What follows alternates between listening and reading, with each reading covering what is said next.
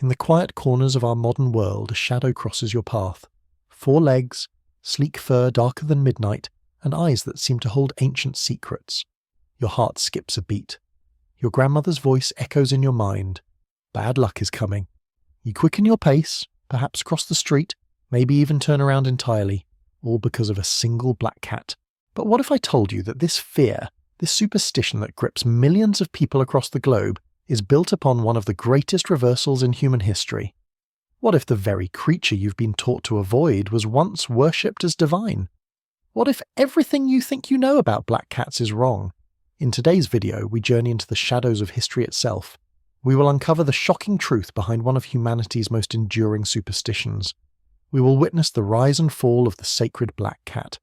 We will walk through ancient temples where these creatures were gods, and we will descend into the dark medieval world where they became demons. This is not just the story of a superstition. This is the story of how fear can transform the sacred into the profane, how power can rewrite the very meaning of existence, and how a single papal document changed the fate of an entire species forever. By the end of this journey, you will never look at a black cat the same way again.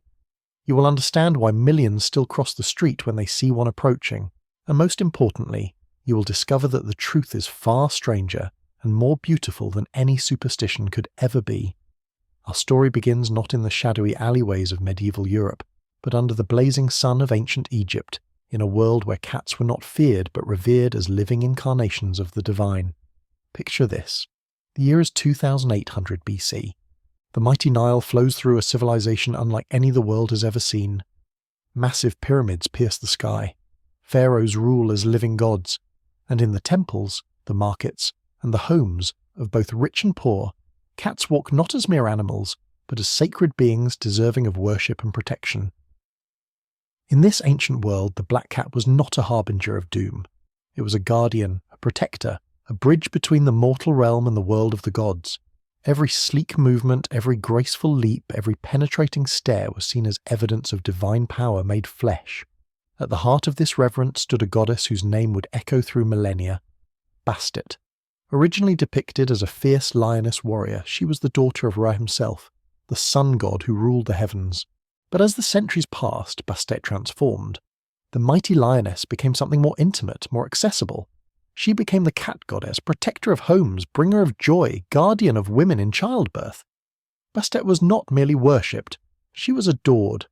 Her cult grew so powerful that an entire city was built in her honour. Bubastis, which literally means the house of Bastet, became one of the most important religious centres in all of Egypt. Here, in her magnificent temple, hundreds of thousands of pilgrims would gather each year for the festival of Bastet. Imagine the scene. 700,000 people travelling by boat down the sacred Nile. The air filled with music, laughter, and the intoxicating aroma of wine and beer. This was not a solemn religious ceremony. This was pure celebration, a joyous explosion of devotion to the goddess and her sacred cats. The festival was so renowned for its revelry that the Greek historian Herodotus claimed more wine was consumed during this single celebration than in the entire rest of Egypt for the whole year. But the reverence for cats in ancient Egypt went far deeper than festivals and temples. These creatures were woven into the very fabric of daily life. They were the guardians of the grain stores, protecting the empire's food supply from rats and mice. They were the protectors of the home, keeping deadly cobras and other venomous serpents at bay. In a land where survival depended on agriculture, and where a single snake bite could mean death, cats were literally the difference between life and death. The Egyptians understood this sacred contract between human and feline. In return for protection, they offered worship. Cats were mummified with the same care as pharaohs. They were buried with golden jewellery and precious artefacts. When a beloved cat died, the entire family would shave their eyebrows as a sign of mourning. To harm a cat, even accidentally, was to commit a crime punishable by death. The archaeological evidence of this devotion is staggering. At Bastet's temple in Bubastis, archaeologists have uncovered the mummified remains of over 300,000 cats. 300,000, each one carefully preserved, each one representing a life that was considered sacred, each one a testament to a civilization that saw divinity in the graceful arch of a cat's back. The Egyptians crafted amulets and charms in the shape of cats, wearing them for protection and good fortune. Pregnant women would pray to Bastet and carry cat figurines to ensure safe childbirth. Warriors would invoke the goddess before battle, seeking her fierce protection. The black cat, with its mysterious dark coat and piercing eyes, was considered especially powerful, especially blessed. This was a world where crossing paths with a black cat was not a curse, but a blessing. Where the sight of those glowing eyes in the darkness meant safety, not danger. Where the sleek shadow moving through the night was a guardian spirit watching over the faithful. But empires fall, gods are forgotten, and sacred animals become scapegoats.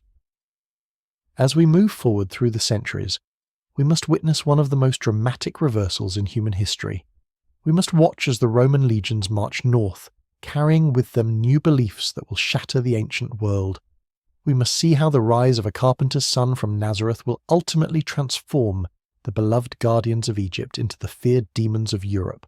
The transformation did not happen overnight. For centuries, cats maintained their honoured status even as the Roman Empire embraced Christianity. But dark forces were gathering. New interpretations of scripture were being written, and in the monasteries and cathedrals of medieval Europe, a different kind of theology was taking shape, one that would see the ancient gods not as false idols to be ignored, but as demons to be destroyed. The year 1233 would mark a turning point that would echo through the centuries. In the papal chambers of the Vatican, Pope Gregory IX received a disturbing report from his inquisitor, a man named Conrad von Marburg. The message was urgent, terrifying, and would forever alter the fate of every black cat in Europe. Conrad claimed to have uncovered something horrifying in the German city of Mainz, a secret cult. Devil worshippers who gathered in the darkness to perform unspeakable rituals, and at the centre of their blasphemous ceremonies stood a statue, a carved figure of a black cat that the cultists believed would come to life during their twisted rites. On June 13th, Pope Gregory IX issued a papal bull known as Vox in Rama. The document was meant to be a warning about this specific satanic sect in Germany, but the words contained within would spread like wildfire across Europe, transforming the perception of cats from sacred to sinister in the minds of millions. The bull described in vivid detail the depraved rituals of the Luciferian cult. It spoke of devil worshippers kissing the hindquarters of a demonic black cat statue. It painted a picture of darkness so complete, so terrifying, that the very image of a black cat became forever linked with the forces of evil. Now, the truth about Vox in Rama is more complex than the legend suggests. The document did not declare all cats to be satanic. It did not order their mass execution. It was, in reality, a specific warning about a specific cult in a specific place. But truth has a way of becoming distorted when it passes through the whispered conversations of frightened people. The message spread from monastery to monastery, from priest to congregation, from city to countryside. With each telling, the story grew darker, more terrifying. The black cat statue of a German cult became all black cats everywhere. The specific threat became a universal danger. The nuanced warning became absolute condemnation. Medieval Europe was a world primed for such fears. The Black Death had swept across the continent, killing 1/3 of the population. Famine and warfare were constant companions. People lived in terror of forces beyond their understanding, desperately seeking explanations for the suffering that surrounded them. In such a world, the idea that evil could take the form of a black cat was not just believable, it was almost inevitable. The transformation was aided by the natural behaviour of cats themselves. These were creatures of the night, moving silently through darkness with eyes that seemed to glow with an inner fire. They were independent, aloof, impossible to fully tame or control. In a society that valued obedience and submission to authority, such independence was deeply unsettling.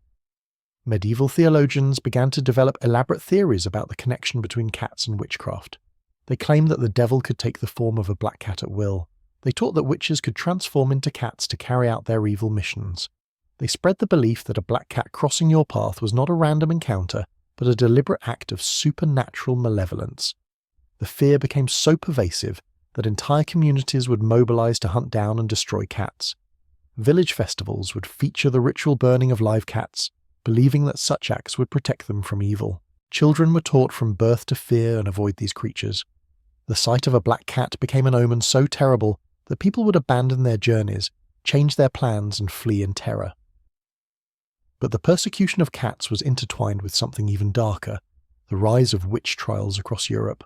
In a world where women who displayed independence, intelligence, or defiance of male authority were branded as witches, cats became guilty by association. The elderly woman living alone with only her cat for companionship became the archetypal witch. The cat became her familiar, her demonic companion, her partner in supernatural crime. The connection was both practical and symbolic. Older women, often widowed and living in poverty, would indeed keep cats for companionship and pest control. When tragedy struck the community, when crops failed or children fell ill, these vulnerable women became convenient scapegoats, and their cats, particularly if they were black, became evidence of their guilt. The Salem witch trials in colonial America would demonstrate just how deadly this association had become. Merely owning a black cat could be grounds for execution. The creature that had once been worshipped as divine in the temples of Egypt was now considered proof of a pact with the devil in the courtrooms of Massachusetts. This persecution reflected deeper anxieties about female independence and authority. The cat, with its refusal to submit completely to human control, became a symbol of the kind of independence that patriarchal society found threatening in women. The association was deliberate and devastating. Yet even as Europe descended into this darkness of superstition and fear, other cultures around the world maintained entirely different relationships with black cats. In the misty highlands of Scotland, a black cat entering your home was a sign of prosperity and good fortune. Welsh folklore spoke of black cats as harbingers of health and happiness. In the far north, Norse mythology told of the goddess Freya, whose chariot was pulled by two magnificent black cats across the heavens. These positive traditions reveal the arbitrary nature of superstition itself. The same creature that inspired terror in medieval Europe brought joy and hope to other societies. The difference was not in the cats themselves, but in the stories that humans chose to tell about them. As we stand at this crossroads of history, we can see how profoundly human belief can shape reality. The black cat had become a prisoner of human imagination, trapped between the sacred and the profane, between worship and persecution, between love and fear. The stage was now set for centuries of conflict between superstition and reason, between ancient wisdom and modern understanding, and so we return to that quiet moment where our journey began. A shadow crosses your path. 4 legs, sleek fur darker than midnight, and eyes that seem to hold ancient secrets. But now you know the truth that lies behind those eyes. You have witnessed the impossible transformation. You have seen how the sacred guardians of Egyptian temples became the feared demons of European nightmares. You have watched as a single papal document rewrote the destiny of an entire species. You have uncovered how human fear and political power can transform worship into persecution, blessing into curse, divine into demonic. The black cat that crosses your path today carries within its DNA the memory of ancient temples where it was once revered as divine. Its ancestors walked among pharaohs, protected the grain stores of empires, and served as bridges between the mortal world and the realm of the gods. The superstition that makes your heart skip a beat is nothing more than the ghost of medieval paranoia, a shadow cast by centuries of fear and misunderstanding.